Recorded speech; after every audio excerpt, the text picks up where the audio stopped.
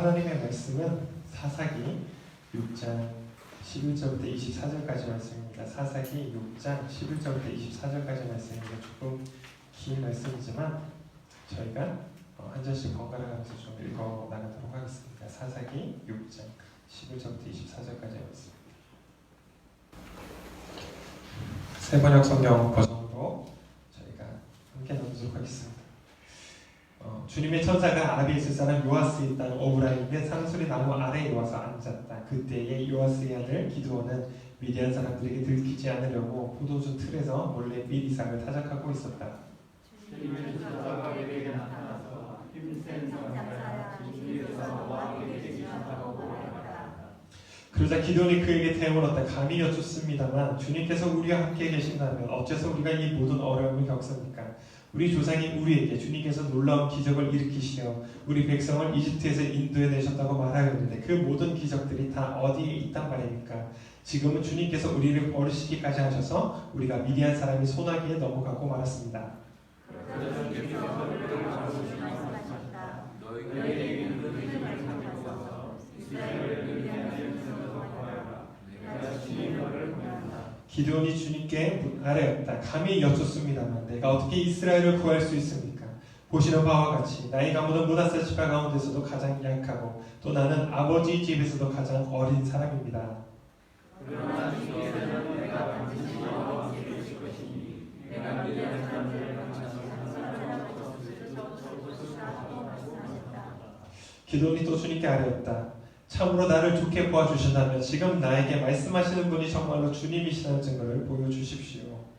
내가 예물을 꺼내어서 가져다놓겠으니 내가 돌아오기까지 나가지 마시오. 그러자 주님께서 하셨다. 내가 돌아올 때까지 내가 그대로 머무르리라. 기드온은 즉시 가서 염소 새끼 한 마리로 요리를 만들고 밀가루 한 에바로 누룩을 넣지 않은 빵도 만들고 고기는 바구니에 담고 국물은 그릇에 담아 상수리 나무 아래로 가지고 가서 천사에게 주었다. 하나님의 천사가 너희에게 말하였다. 그 머리와 누룩 넣지 않은 빵을 가져다가 이 바다 위에 넣고 국물을 그 위에 부어라. 기둥이 그대로 하였더니 주님의 천사가 손에 든 지팡이의 끝을 내밀어 고기와 누룩 넣지 않은 빵이 됐다. 그러자 불이 바위에서 나와서 고기와 누룩 넣지 않은 빵을 살라버렸다. 그런 다음에 주님의 천사는 그 앞에서 사라져서 보이지 않았다. 기둥이 그가 주님의 천사라는 것을 알고 떨쳐서 저와는 내가 주님의 천사를 인하였습니다. 그러자 주님께서 그에게 말씀하셨다. 안심하여라. 두려워하지 말아라. 너는 죽지 않는다. 기도는 거기에서 주님께 제단을 쌓아 바치고는 그 제단을 여호와 샬롬이라고 불렀다. 그 제단은 오늘까지도 아벨셋 사람의 땅인 오브라에 서 있다. 아멘. 아멘. 할렐루야.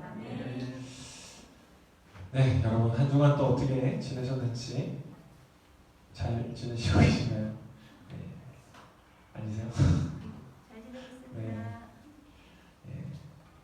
이번 주간에는 또 참 좀 이렇게 좀 나은 상황들이 좋아지는 것 같아서 기대했다가 또 여러 가지 또 마음이 어려워지는 상황들이 생기는 것 같아요. 네. 이런 상황들 속에서도 또 학교가 개학을 하고 이제 학교에서 지내는 우리 모든 친구들 가운데 하나님의 그 평안, 오늘 우리가 마지막에 읽었던 21절에 24절에 있는 여호와 샬롬이 우리 친구들과 함께하기를 간절히 기도합니다. 우리가 중요한 것은 우리가 나 자신에 대해서 먼저 우리가 알아가는 것이 중요하죠.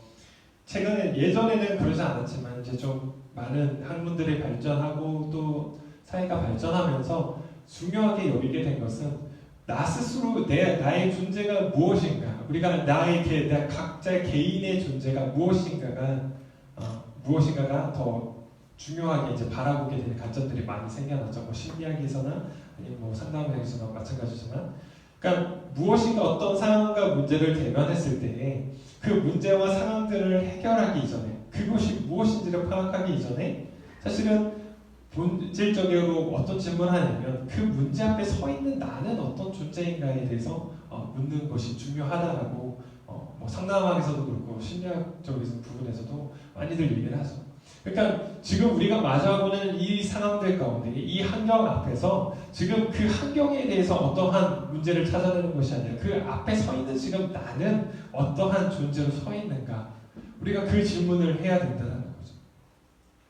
상황이 어떤들 간에 내가 나를 바라보고 있는, 내가 가지고 있는 나의 정체성, 그 나의 존재감, 이것에 대한 인식이 어떠냐에 따라서 아무리 좋은 상황이 있다 할지라도 그 상황에 대해서 부정적으로 반응할 수 있을 거고, 또한 그렇지 않은 상황 속에서도 긍정적으로 반응할 수 있다는 거죠.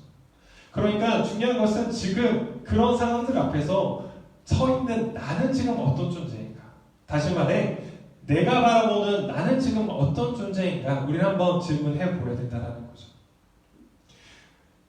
특히 이제 현대사회 가운데에서 가장 큰 사람들이 많은 스트레스를 받는 부분이 워낙 세상이 빠르게 돌아가고 알지 못하는 것들이 일어나니까, 또 사람들이 빠르게 변화가는 사회에 적응하는 것 같지만 나는 그렇지 못한 것 같다라는 어떤 뒤처진다라는 그런 마음의 불안감, 이제 두려움, 이것이 가장 크게 갖고 있는 지금 현대인들의 심리 상태라고 그래요. 두려움.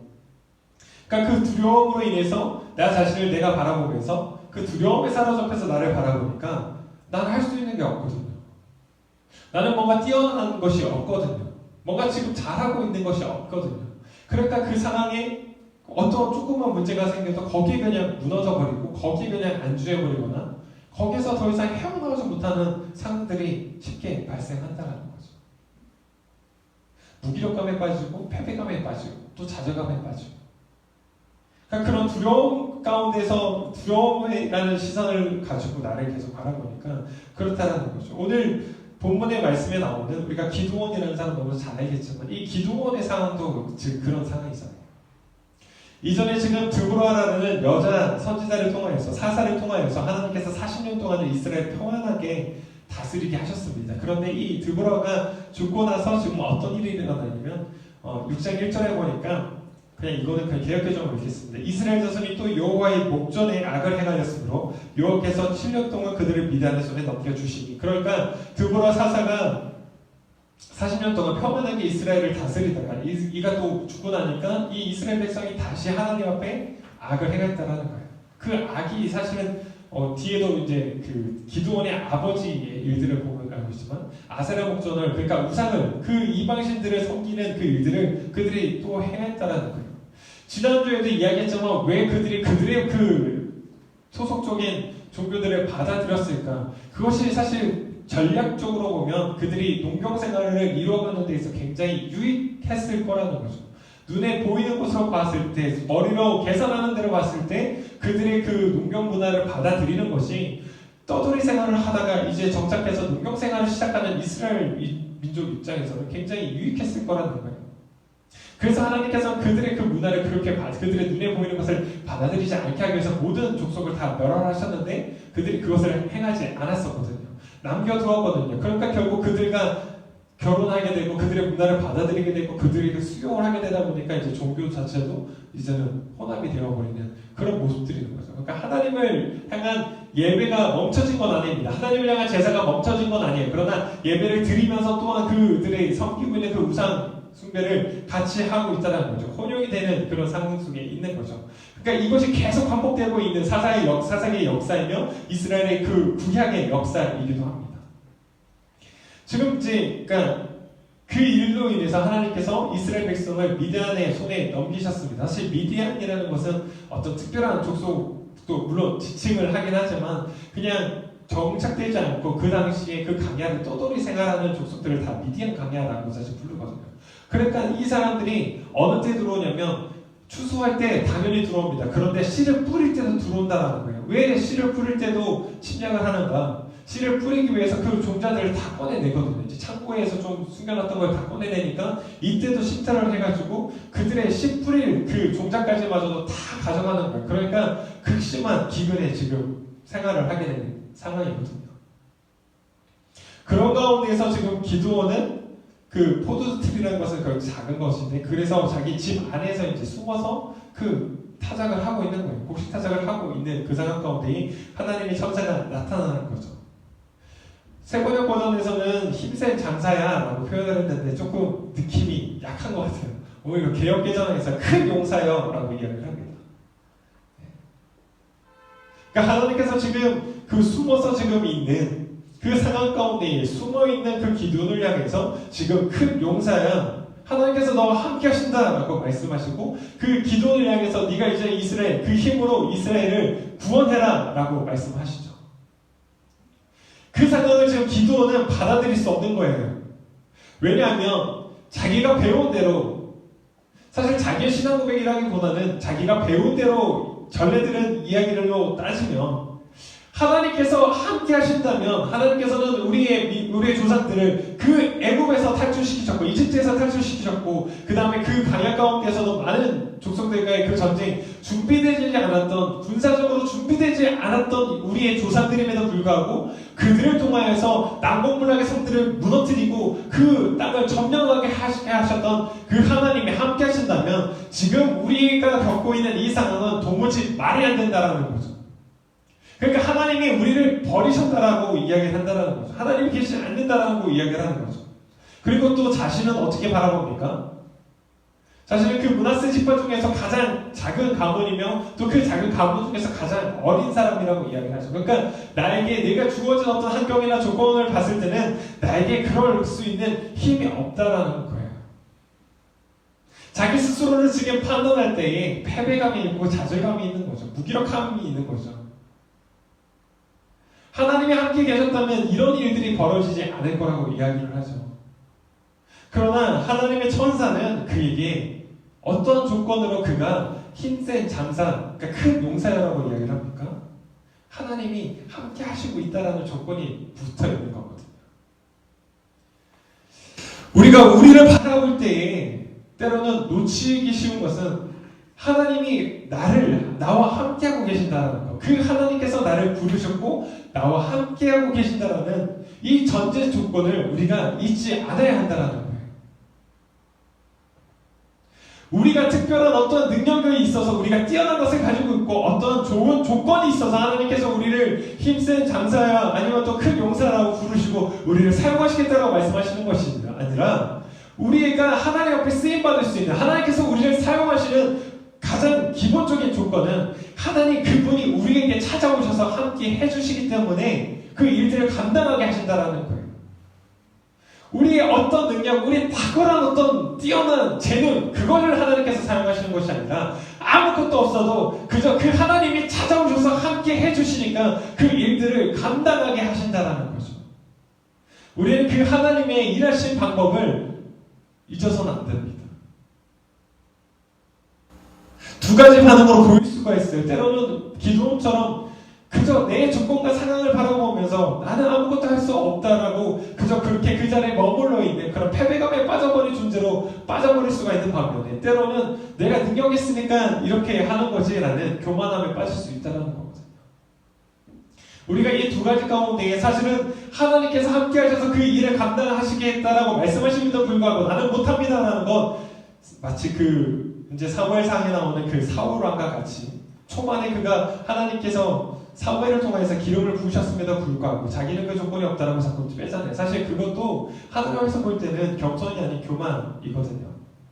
담임 목사님께서 설교하신 가운데서 그런 얘기를 많이 들으셨겠지만 그것 또한 하나님 앞에서 하나님께서 함께 하시기 때문에 내가 그것을 감당할 수 있다 하면 불구하고 자꾸 나는 못한다고 빼는 거 그것도 내 생각으로 나를 판단하는 교만입니다. 그리고 또 하나님의 그 능력을 제외해버리고 그냥 내 능력으로만 이것이 가능할 수 있다고 생각하는 것 그것 또한 교만이거든요. 우리가 그 두 가지의 미묘한 긴장 속에서 하나님 앞에서의 겸손함이 무엇인지를 그 중심을 잘 잡을 필요가 있다는 거죠. 나의 능력으로 되어지는 것이 아니라 오직 하나님의 전적인 은혜로 되어지는 것이지만 그러나 하나님께서 그 은혜를 주시기 때문에 또한 이 일을 감당할 수 있다는 그 믿음을 가지고 그 일을 행하는 것 우리가 그 두 가지 사이에서의 긴장관계 우리가 놓치지 않아야 될 그 중심 잡기 그것을 우리가 꼭 기억하셔야 된다는 거예요.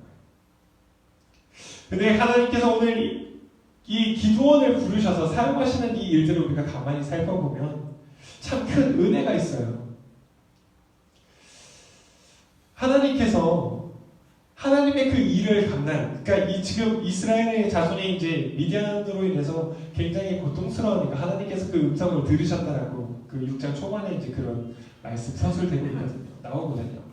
그러니까 이스라엘 백성의 그 고통을 하나님께서도 또 이제 미디안의 손에 넘기셨지만 그들이 고통하고 하나님께 부르짖으니까 그 소리에 응답하시기 위해서 이제 하나님의 쓰실 사람을 찾아오셔서 세우십니다. 그런데 하나님께서 하나님의 사람들을 쓰실 때 보면 이 단어를 조금 이제 좀 적절한 단어가 뭐가 있을까 생각하다가 업사이클링이라는 단어가 딱 눈에 띄더라고요. 하나님은 하나님의 사람을 업사이클링 하십니다. 여러분, 이 업사이클링이 뭐죠? 무엇인가요? 업사이클링. 보통 이제 저희가 리사이클링을 하죠. 저만 하는 단어인가요? 제대로 좀 반응들을 닫아주시고. 네, 리사이클링이 뭐죠? 네, 재활용을 하는 거죠. 그러니까 쓰레기 더미 속에서 가치 있는 것들을 찾아서 그것들을 다시 사용할 수 있게 하는 게 리사이클링을 하면 그 가치 있게 사용되는 것에 더 그 가치를 부여해서 굉장히 귀하게 만드는 것이 업사이클링이라는 거죠. 지금 기도원의 사람들을 바라보면 그가 지금 무엇을 할 수 있습니까? 그 스스로도 므낫세 지파 가장 작은 지파, 그가 므낫세 지파에서 가장 후속이며 거기에서도 가장 어린 정말 가치 없는 지금 이스라엘 상황을 보면 그냥 미디안 지파에 오고 동남 지파에 오고 아무튼 옆 나라에서 계속 침탈당하면서 자기 먹을 것 그래서 자식들에게 먹을 것조차 다 빼앗기는 그런 비참한 어떻게 한번 제대로 싸워보지 못하고 다 침탈만 당하는 그런 상황 속에서 그래서 그냥 자기 집안에서 숨어서 자기 먹을 거 겨우 지금 타작하고 있는 그런 비참한 그런 그 속에서 하나님은 찾아오셔서 그를 불러내고 계신다라는 거죠. 그걸 리사이클링 하신다는 거죠. 그리고 리사이클링으로 다시 쓰는 것으로 끝나는 것이 아니라 그런 업사이클링, 더 귀한 가치 가운데 하나님께서 쓰시겠다라고 지금 그를 부르신다는 거죠. 이것이 기도원에게만 해당되는 걸까요? 그렇지 않다라는 거죠. 여러분 다윗을 한번 생각해 보십시오. 하나님께서 사무엘을 보내셔서 사울 다음에 왕으로 세우실 자에게 기름 부어라고 보내셨는데 이제 그 아버지조차도 그를 인정하지 않았던 사람이 다윗이잖아요. 그러나 그런 다윗을 하나님께서는 기름 부으셨고 그를 하나님께서 왕으로 그리고 하나님을 가장 사랑하는 자로 그 이스라엘 역사 가운데에서 가장 뛰어난 하나님을 사랑했던 왕으로서 그를 세우셨잖아요. 그러니까 이스라엘 역사 가운데 이제 구약의 그 역사 가운데에서 이 하나님의 사람들이 역사자들이 평가를 할 때 특별히 이 남유다 땅을 남유다에 세워졌던 왕들을 평가하는 데에서의 그 기준이 누가 됩니까? 다윗이거든요. 열왕기상하에서 그 왕들을 평가할 때 남유다 왕들의 행적들을 평가할 때 기준이 항상 다윗이에요. 북이스라엘은 여로보암의 죄로 항상 평가를 하고 여로보암보다 더 악한 죄를 했더라 안 했더라 뭐 이런 얘기를 하지만 남유다에서의 그 왕들의 그 계보에서 이어진 평가는 다윗이거든요. 다윗과 같이 하나님을 섬겼더라 아니면 다윗보다 못하더라 뭐 이런 평가를 하거든요. 그러니까 하나님께서 하나님의 사람들을 세우시는 방법들을 보면 정말 탁월해서 어떤 귀하게 하고 여겨지는 그런 사람들 해가지고 쓰실 경우도 물론 있어요. 그러나 그렇지 않았던 뭐 예레미야 선지자 같은 경우에도 이사야 선지자 같은 경우에서도 저는 어렸기 때문에 하나님 내가 말할 수 없습니다. 어린 자입니다. 그렇게 하나님 앞에서 아무것도 아닌 초라한 인생으로 살아가던 그들을 하나님께서는 부르셨고 그들을 하나님의 귀한 일 가운데 사용하시더라는 거예요. 우리가 하나님께서 일하시는 이 방법들을 바라보면서 우리가 오늘 부름받은 우리가 그리스도인으로서 우리의 삶의 모습 속에서도 이 업사이클링 누군가가 정말 무너져 있는 그 삶 가운데 있는 그 사람을 다시 불러서 그를 격려하고 일으켜 세우는 일들을 우리 또한 감당해야 된다고 생각합니다. 우리 또한 그 일들을 해야 한다는 거죠.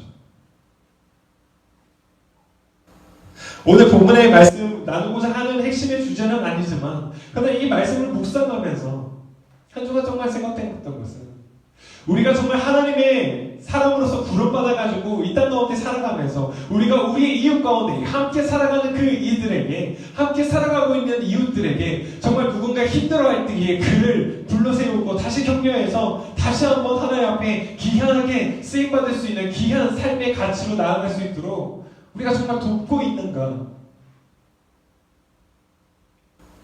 이 질문이 계속 되더라고요. 제 스스로에게도 사역을 하는 입장으로서 정말 그 무너진 삶 속에 있는 그 아이들 또 그런 성도들을 찾아가서 그 사람들의 삶을 다시 한번 하나님 앞에 귀하게 세워질 수 있도록 그들을 업사이클링 할 수 있도록 격려하고 세우고 있는가?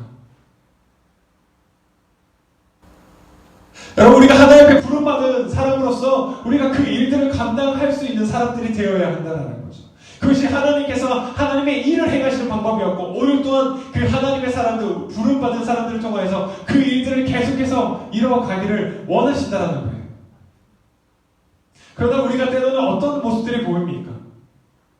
누군가의 그 무너진 삶을 같이 아파하고 같이 그를 위로하고 격려하면서 세우기보다는 조금만 흠만 보이면 혹 물어뜯기 위해서 그를 짓밟기 위해서 혹 우리가 먼저 앞장섰던 것은 아닌지 한번 되돌아봐야 된다는 거죠.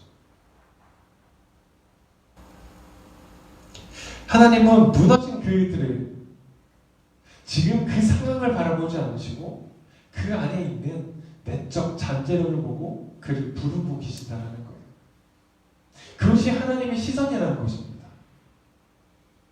하나님이 기드온을 바라보실 때에 지금 기드온의 그 모습이 뭔가 위대하고 용기가 있어서 그에게 큰 용사여라고 말씀하시고 부르시고 계신 것이 아니라 그 안에 있는 내적 잠재력, 지금 당장 눈에는 보이지 않지만 그러나 그 안에 있던 그 귀한 가치를 바라보시고 그를 큰 용사라고 부르시고 세우신다라는 거예요. 우리가 누군가를 바라볼 때에 전에도 제가 이런 말씀을 나눴지만 하나님께서 예수님께서 많은 사람들을 만나놓고 제자들에게 이런 말씀을 하셨잖아요. 얘들아 추수할 것이 많은데 추수할 일꾼이 없다. 그러니 주인에게 추수할 일꾼을 보내달라 요청해라. 그리고 나서 제자들을 안수해서 보내십니다. 근데 그 추수할 것이 무엇이었냐는 거죠. 사람이잖아요. 예수님이 만났던 사람들이잖아요. 근데 예수님이 어떤 사람들을 만나셨을까요? 그 추수할 일꾼에 대한 보내달라는 그 말씀이 나오기 이전에 예수님께서 만났던 사람들이 어떤 사람들이냐면 저는 자이고 아못 보는 자고 병든 자이고 지금 그런 사람들을 만나서 그들을 치유하시고 고쳐주시고 나가지고 지금 제자들에게 하시는 말씀이 추수할 것이 많다라고 말씀하신다는 거죠. 우리의 눈으로 지금 보여지는 상황만 바라봤을 때는 그들이 어떻게 추수할 것이라고 생각할 수 있을까요? 그러나 주님의 마음에는 주님의 시선에는 그 사람들이 추수할 것이라는 거예요. 오늘 이 기도는 우리의 눈으로 바라봤을 때는 주어진 이 상황 속에서 반응하고 있는 자신의 집에 숨어서 그냥 포도주 틀에서 타작하고 있는 이 기도의 모습을 보면 결코 이 사람이 큰 용사가 아니죠. 그러나 하나님께서 그 안에 있는 귀한 가치를 보고 큰 용사로 부르시고 그를 세우시고 계신다는 거예요. 우리가 정말 하나님의 그 마음을 우리가 기억한다면, 우리가 하나님을 정말 사랑한다면, 하나님께서 지금 바라보고 계신 그 시선으로 우리의 이웃을 바라볼 수 있는 우리의 눈이 있어야 된다는 거예요. 그들의 주어진 지금 반응하고 보여지는 그 상황과 반응과 태도만 가지고 그를 판단하는 것이 아니라 그 안에 가지고 있는, 그 안에 하나님이 씻겨놓으신 귀한 가치가 무엇인지를 우리가 바라볼 수 있다는 거죠. 이 가치를 다른 것으로 좀 표현하자면 하나님의 뜻이 무엇일까를 우리가 바라볼 수 있어야 된다는 거죠. 에베소서 말씀인가요? 이웃 그 사람을 대할 때 죽게 하듯 하라고 말씀하죠. 죽게 하듯 하라가 어떤 의미입니까? 물론 우리가 주님을 대하듯이 하는 것의 의미도 있겠지만 또 다른 표현으로 생각해보자면 그 사람을 향한 하나님의 뜻이 무엇일까를 생각하면서 그 사람을 대할 수 있어야 된다는 거죠. 그럴 때에 그 누구도 우리에게 소중하지 않은 사람이 없고 하찮은 사람이 없어진다는 거예요.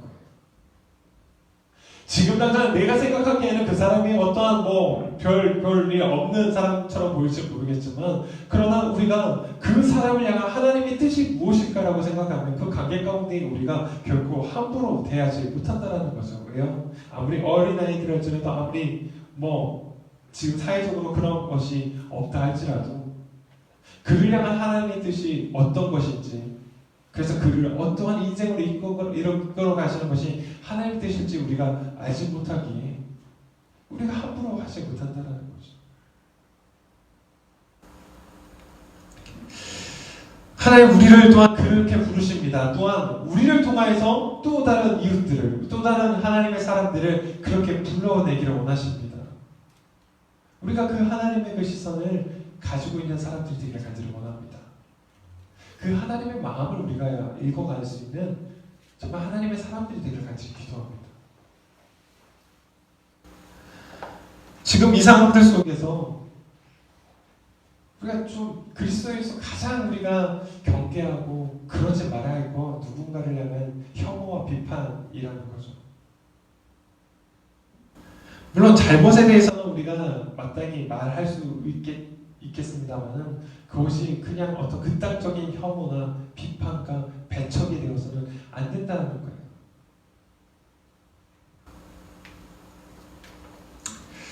다시 말씀으로 돌아와서 우리가 생각해 보면 하나님께서 지금 기도원을 부르셔서 이제 그 일들을 행하기를 원하시는데, 여러분 이 기도원이 하나님 앞에 이제 제사를 드리고 그랬더니 이제 하나님께서 그 제사물을 다 태우시고 하나님의 천사가 사라지죠. 그러니까 왜 하나님 천사가 이 제사물을 받고 사라졌을까를 좀 생각해 보면, 이제는 그런 어떤 하나님과의 그 귀한 부르심을 우리가 받았다라면 계속해서 그리고 또한 놀라운 그 이적 하나님께서 맞다라고, 내가 그 주님이 맞다라는 것을 우리가 경험했다면, 그러면 그 경험 속에만 머물러 있는 것이 아니라 이제는 그 맡겨진 일들에 책임지는 책임 있는 행동으로 나아가는 우리 삶이 되어야 한다는 거죠. 기근 가운데 있었던 기드온이 지금 하나님 앞에 그 전심으로 지금 이 제물을 지금 드리고 있는 거거든요. 그를 받으신 하나님의 천사가 그것을 싹 다 태워버리고, 받았다라는, 온전히 받았다라는 의미이고, 그리고 나서 사라지죠. 거기에서 이제 기드온이 겁을 냅니다. 왜냐하면 거룩한 자를 대면했을 때 죽는다라는 어떤 인식이 그때 당시 가지고 있었거든요. 그러나 하나님께서 그렇지 않다라고, 또 죽지 않을 거다, 두려워하지 말라라고 이야기하니까 기드온이 여호와 샬롬이라고 그것을 맞추죠. 하나님은 평안이다라고 이야기를 합니다. 여러분 생각해 보십시오. 지금 조금 전까지 기드온은 미디안 때문에 숨어 있었던 사람입니다. 그런데 그가 하나님 앞에 큰 용사로 부름받고 하나님께서 주신 이스라엘 구원하라는 그 사명을 받았습니다. 그 사명을 받고 거기에서 머물러 있지 않습니다. 하나님 앞에 제물 드리고 하나님께서 온전히 받으심을 경험함을 통하여서 이제는 여호와 샬롬, 하나님의 평안이다라고 선포합니다. 여러분 이것이 하나님의 그 은혜를, 하나님을 경험한 사람의 삶의 모습이라는 거예요. 상황이 바뀌지 않았습니다. 여전히 미디안은 이스라엘을 얼마든지 공격할 수 있는 상황입니다. 달라진 건 아무것도 없습니다. 다만 달라진 것이 무엇입니까? 기도원이 달라졌죠. 하나님을 경험하고 나니까요. 그 상황을 바라보는 기도원의 시각이 바뀐다는 거죠. 두려워 떨어서 자기 집안에서 숨어있던 기도원이 여호와 샬롬, 하나님의 평안이다라고 그 상황 가운데, 달라지지 않은 상황이지만 하나님의 평안이다라고 선포합니다. 우리가 하나님께서 우리를 부르실 때에, 우리 오늘의 이 상황들 가운데, 문제들 가운데, 또 우리가 학교를 돌아가서 이제는 학업을 이어가는 우리 친구들 그 상황들 가운데 하나님은 우리를 큰 용사로 부르시고 계신다는 사실을 기억해야 된다는 거예요.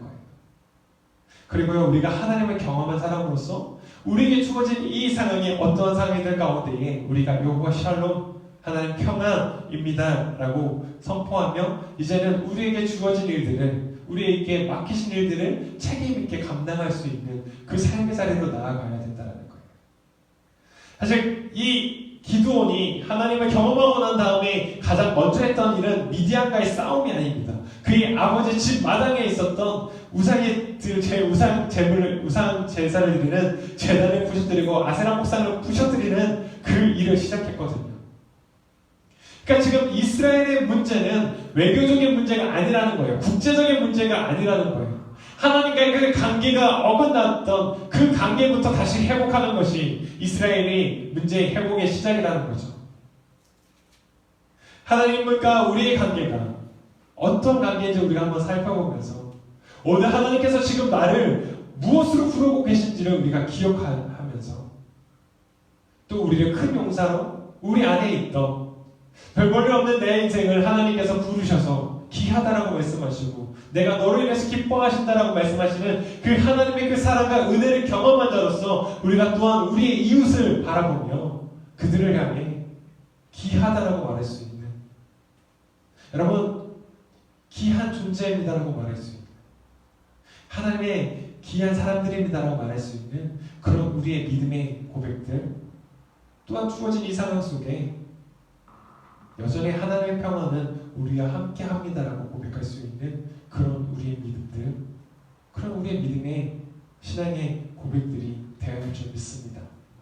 제가 말씀을 마무리하면서 우리가 그 하나님의 마음, 그 하나님의 시선들을 우리가 간절히 바라보기 원합니다.